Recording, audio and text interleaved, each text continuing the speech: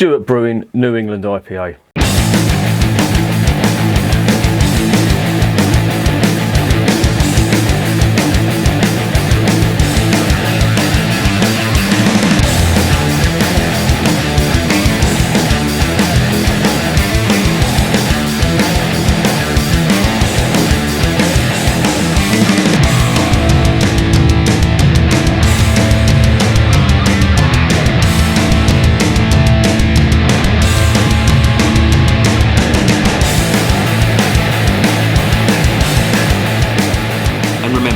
Life is too short to be drinking shitty beer. Welcome to another edition of Bands, Bikes and Booze Reviews. Honestly, this heat, I am just absolutely sick of it. I know everyone likes the warm weather and I should be out on the bike, but I just can't bring myself to put on a load of leathers and stuff in this weather and just get out there just to ride around, and then when I stop, I'm just going to melt. So I've decided to reconcile myself with a beer from Lidl, and it is the Stewart Brewing New England IPA. I got down to Lidl's quite early this morning because I knew that they'd had this beer festival going, and the fella was just filling out the shelves as I got there with all these beers, and I got one of each, and there was quite a selection, and there was also some other good ones as well. They had the Shepherd Neame Double Stout, which I hadn't seen in a Kent supermarket. No, for love nor money, I couldn't get it in a Kent supermarket, but they had it there. Too late. I've already reviewed it. Thank you very much.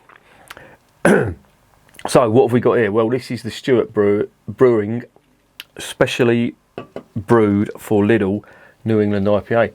Now, Stewart Brewing, not sure whether you've heard of them or not, but they're from Edinburgh, up in Scotland. They've been going since 2004, and they are a little bit of a success story. From their first formation, within 6 years, they'd outgrown their own premises. Their beers were that popular, and they had to move, and they moved to a new site, and they are now producing tons of beer. The output is quite big for what is effectively a craft brewer or a micro brewery.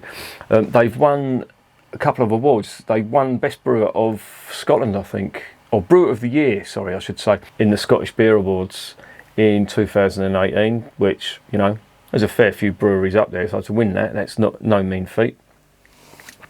And they have won a contract to brew certain beers for Lidl's, and this is one of them. This is their New England IPA. Now, this cost me £1.79 a can, which by anyone's standards is cheap. However, you have to be wary of this because they will be brewing batches for every supermarket in the United Kingdom, every Lidl supermarket, I should say, in the United Kingdom. And sometimes quality does suffer. However, I have just reviewed, I don't know which order this is going to go up in, but I have just reviewed the black IPA that they're doing from First Chop Brewing, and that was really good. However, I will say there's a word of caution. Always go to the brewer's website to get the description rather than the Lidl website, because I looked on the Lidl website and what they were saying was in the beer compared to what the actual brewery website was saying was in the beer were completely different. The hop contents and the hop types were completely different, and on tasting it, of course, the brewery website was correct. So just be warned. However, you can't do it with this because this is specially brewed for Lidl's. They don't advertise on the website, so I've got to take Lidl's word for what the ingredients are in this. So, speaking of ingredients, let's stop gassing and let's get onto the beer.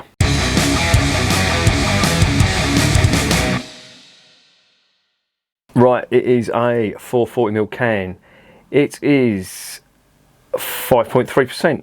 Just a little bit about the can sizing. I mean, some people, myself included, are wondering why they've used 440ml on this and why it's become a popular can size, because believe me, this is a new thing. 440ml has not been around, certainly no more than 5 years, possibly 10 years, certainly no more. But I think it's all to do with the alcohol units. I think if you put this type of stuff in a 500ml can, it's just going to go over the alcohol units that's recommended by the government, and you're going to run into all sorts of problems. Anyway, enough about that. The IBU units on this are 32. As you would expect from a New England IPA, it's not about the bitterness with New England. They're the West Coast. The West Coast has the bitterness. The New England has the juicy fruits on this, and the ingredients on this has got wheat and oats, hops and yeast, malted barley. Now you do find wheat in a lot of these New England IPAs. It gives it a lot more body. And the hops they've used in this, there's two types. There's Galaxy and there's Amarillo. Now Galaxy, despite what you might think, is not an American hop. That is an Australian hop that's descended from a German hop type called Perla. And they are quite citrusy, and they are quite a popular type hop, Galaxy are. Reason being is if you add them late to the boil during the brewing process, they just impart so much citrus of passion fruit and mango that you really do get a real juicy type flavour from these Galaxy hops. And they're used quite a lot. They're grown in Australia, and they are very, very sought after.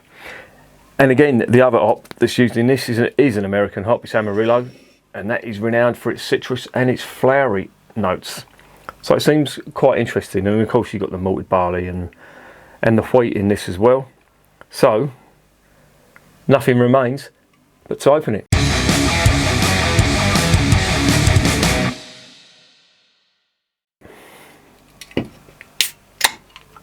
Right, so you're saying in this weather, a New England is just the ticket. I will say one thing, the ABV on this is slightly low for a New England. It's 5.3, usually they're up in the 7s. However, as I always say, if a beer's good, I don't care what the ABV is, I don't care who makes it, I don't care what the cost is.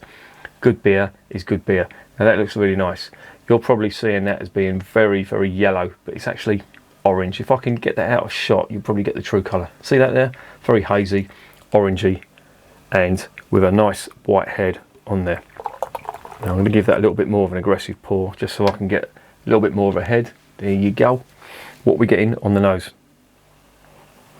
Oh, lovely. Really nice. Mango and passion fruit. They're the two big dominant flavours in that. No pine that I can, or am I? No, I'm not really getting pine on this. This is all about the fruit juice, which any good New England IPA should be. Oh, it's lovely. It really does smell juicy and fruity. So much so, I've got some up my nose. Now, it actually looks good as well. If you look good at that, it's lovely and hazy. The head retention is really good. And it just looks like a real good one. So, let's get it down the hatch.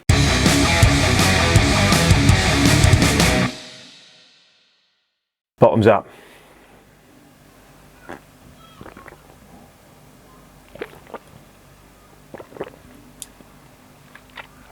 Oh, that is lovely. That's a really good one. And there's more fruity flavours coming from that now. Yeah, the mango and the passion fruit there. I'm getting some orange on that, some sweet orange. And a little tiny touch of lime. It's very, very subtle on there, but I am getting it. And that is really nice. In the mouthfeel, you can get that oaty, wheaty feel to it too. And there is a touch of creamy type malt on there from the wheat.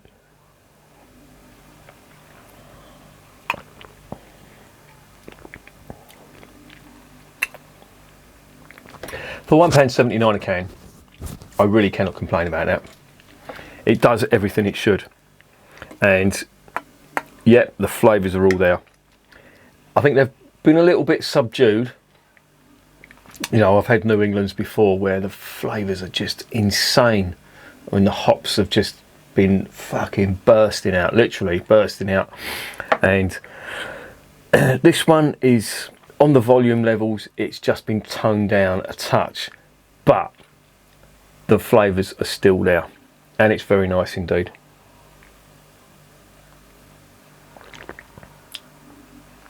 And there is a creaminess to it. I know I keep going on about this. I'm assuming this is coming from the wheat. And yeah, they've done quite a good job of this. Now, for $1.79, I'm not sure how much money they're making on this, but this can only benefit the punter. I'm not sure whether the brewer's doing too well about this, but if there is one thing it has done, it's opened my eyes to the Stewart Brewing. Now that's 2 good beers I've tasted from this little craft beer. Is it the best New England? No, it's not, but it is not bad, and for the money, you know, Cloudwater would be charging a hell of a lot more for this if they'd have brewed this. If they'd have called this, I don't know, a New England Light or something like that, this could never be sold for £1.79. It'd be a hell of a lot more. But I like it, and if you're new to New England or you want to try what New England tastes like, get yourself down Lidl and try some of this. It is really good, and it's a good introduction to the style, I think. Anyway, it will give you an idea of what to expect. You know, when people think of IPAs, they think of, you know, huge bitterness and basically what a West Coast is. Nah, not with this. This is the East Coast stuff, or the New England stuff, should I say, and it's really good. I really recommend it.